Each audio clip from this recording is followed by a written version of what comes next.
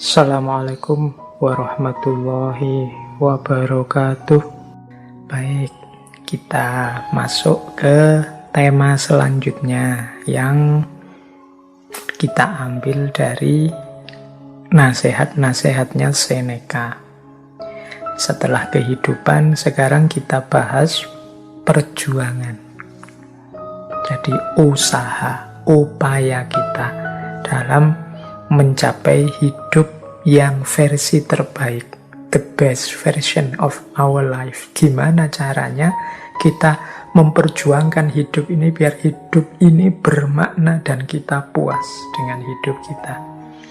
Ini ada beberapa nasihat dari Seneca sehubungan dengan hal itu. Yang pertama, kata Seneca begini: kalau orang tidak tahu ke pelabuhan mana perahu dilayarkan, tidak akan ada angin yang menguntungkan. Ini kalimat pertama ini sebenarnya isinya adalah menantang kita untuk menemukan tujuan hidup, arah perjalanan hidup. Ini mau kemana? Jadi jangan hidup yang asal, tidak punya tujuan, tidak punya orientasi, tidak punya arah. Orang yang tidak pernah mikir hidupku ini mau kemana, tujuan akhirnya apa dan di mana, ya tidak akan bisa melakukan perjalanan yang bermanfaat. Jadi kalau kita tidak tahu pelabuhan mana yang kita tuju, kalau pakai quotes dari Seneca tadi, ya kita tidak akan bisa menyebut ini angin ini membantuku apa menghalangiku. Ke arah mana aku harus menuju? Ya, wong kita tidak tahu pelabuhan mana yang kita tuju. Jadi perjuangan yang efektif itu yang pertama, ya kita harus jelas tujuannya. Ya kalau umat Islam ya biasanya kan secara general kita sebut semuanya ya kita menuju Allah, Pak, ilaihi roji'un. Ya alhamdulillah kalau kita sadar itu. Tapi kita ngerti bener enggak sih orientasi hidup, jalan hidup yang memang ilaihi roji'un, menuju Allah. Kalau kita ngerti ya kita berarti tahu tujuan kita dan tahu caranya berjalan. Jadi yang pertama, hidup itu yang efektif dan manfaat, teman-teman harus jelas arah tujuannya kemana. Mungkin ada tujuan jangka pendek, jangka menengah, jangka panjang, dan tujuan final yang paling besar. Nah itu lebih enak kita kemudian menempuh perjalanannya. Jadi kadang-kadang kita itu kan hidup, kan banyak di antara teman-teman itu sudahlah Pak, mengalir saja. Loh, mengalir saja itu ya kalau pas alirannya membawamu ke tempat yang engkau inginkan. Kalau membawamu ke tempat yang mencelakakanmu gimana? Yang menyakitimu gimana? Kalau sudah jelas kalau kamu ke sana kamu akan sakit, apa ya kamu akan ikut saja alirannya? Kan enggak. Jadi paling tidak patoklah target tujuanmu yang jelas, baru berjuang.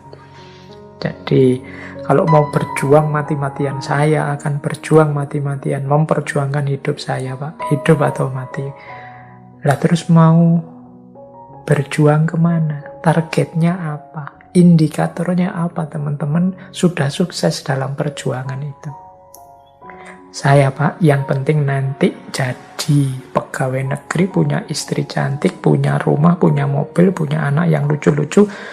Deal, berarti sukses saya hidup dunia. Setelah itu saya mikir akhirat. Wah, ini lebih jelas. Ya meskipun isinya tujuan itu bisa diperdebatkan, tapi orang yang punya target ini kan orang yang sudah bisa mulai berjuang demi semuanya. Tapi kalau yang ditanya, sampean pingin apa sih? Mau kemana sih? Tujuannya apa sih? Kok terus ndak iso jawab? Bingung mau jawab apa? Ya sulit untuk melanjutkan perjalanan. Ini melangkah ke kiri apa ke kanan, wong ndak jelas tujuannya. Jadi yang pertama harus jelas arah tujuan dan orientasinya. Nah, yang kedua, kata Seneca begini, sebutir mutiara tidak dapat dipoles tanpa gesekan. Demikian pula manusia tidak mungkin sempurna tanpa ujian-ujian. Jadi yang kedua ini mengingatkan kita dalam setiap perjuangan pasti ada pengorbanan-pengorbanan. Cocok dengan momen kita malam hari ini yang masih dalam rangka Hari Raya Kurban. Jadi itu sebagaimana mutiara. Kalau mutiara itu ingin bercahaya, ingin menarik, ingin bisa kita nikmati keindahannya, ya harus dipoles. Dipoles itu kan berarti diasap, digesek. Itu mungkin rasanya eman-eman ya, kok tidak dipoles, digosok, itu khawatir kita rontok mutiaranya. Tapi kalau tidak digitukan, kita tidak akan bisa menikmati keindahannya. Manusia juga begitu, dia tidak akan mencapai kesempurnaannya tanpa ujian-ujian. Nah, hari-hari ini kan kita sedang diuji oleh sangat banyak hal oleh Allah. Macam-macam ujiannya, kita menikmati sendiri mungkin hampir 2 tahun ini, pandemi ini dan segala fenomena yang berkaitan dengannya, yang mungkin rasanya berat dan pahit bagi kita. Harusnya dengan ujian sebesar, seluas dan seberat ini, kualitas diri kita semakin meningkat, kedekatan kita dengan Allah semakin meningkat, kemudian hidup kita menjadi manusia yang makin berkualitas, semakin menyempurna. Maka eman-eman kalau ujian-ujian seberat ini justru menjatuhkan kemanusiaan kita, justru memerosotkan kualitas diri kita, justru menjauhkan diri kita dari Allah. Berarti kita tidak lulus ujian. Kalau tidak lulus ujian itu biasanya terus diuji lagi, remedi lagi kita. Ya kalau ingin cepat ujiannya selesai kan kita lulus. Mungkin logika ini bisa dipakai ya. Yuk sama-sama bareng-bareng berusaha agar kita lulus ujian biar tidak remedi lagi. Jangan-jangan pandemi ini tidak selesai-selesai karena kita ini bolak-balik diremedi oleh Allah. Loh kok tidak lulus lagi? Ada pandemi kok malah gegeran. Ada pandemi kok malah saling maki-maki. Ada pandemi kok malah isinya marah-marah semua. Itu mungkin, wah ini nggak lulus berarti remedi lagi. Mungkin begitu logikanya. Jadi monggo yuk, biar yang kita alami kepahitan-kepahitan ini berdampak positif untuk diri kita, semakin menyempurnakan dalam tanda petik kualitas diri kita, semakin mendekatkan kita pada Allah. Jangan sampai ujian-ujian ini memerosotkan nilai-nilai kemanusiaan kita, sehingga kita terus dapat label lulus, dapat ijazah dari Allah, engkau lulus, kualitas dirimu meningkat. Dan gantilah kepahitan itu dengan kenikmatan. La in syakartum la azidannakum. Yang kedua. Jadi perjuangan memerlukan pengorbanan. Yang ketiga, kata Seneca begini sehubungan dengan perjuangan. Pertahankan semangat mudamu, engkau akan dapat menggunakannya lebih baik saat engkau lebih tua. Jadi ini penting ya kita ingat-ingat ya teman-teman anak-anak muda yang masih penuh semangatnya, masih meledak-ledak, masih menyala-nyala gairah hidupnya, pertahankan itu. Jangan diboroskan dalam arti kita kan biasanya teman-teman yang muda itu tidak terlalu concern mungkin menjaga kesehatan jasmani rohaninya karena merasa kuat saja, sehingga hidup secara sembrono saja. Pada akhirnya ketika usianya bertambah, pikirannya mateng, ilmunya sudah tinggi, energinya habis, semangatnya habis. Nah, karena masa mudanya sembrono, tidak bisa mempertahankan semangatnya. Jadi anak-anak muda engkau yang sedang sangat bersemangat, jagalah benar nyala semangatmu itu. Jangan sampai padam. Mengapa? Nanti kalau engkau tua, semangatmu ini akan lebih manfaat. Mengapa? Saat nanti engkau lebih tua, ilmumu lebih luas, wawasanmu lebih dalam, kedewasaanmu tambah meningkat. Dengan semangat muda, hidupmu akan tambah berkualitas. Kalau yang masih muda gini kan mungkin masih nafsunya masih meledak-ledak, mengiringi semangat, wawasannya juga belum terlalu luas, jadi kadang-kadang salah-salah ngambil keputusan. Paling tidak jagalah agar semangat ini tidak mati. Nah, nanti kalau usia bertambah, kita masih punya elan vital, kita masih punya daya, kita masih punya semangat untuk menghidupkan kebenaran dan kebaikan yang kita capai.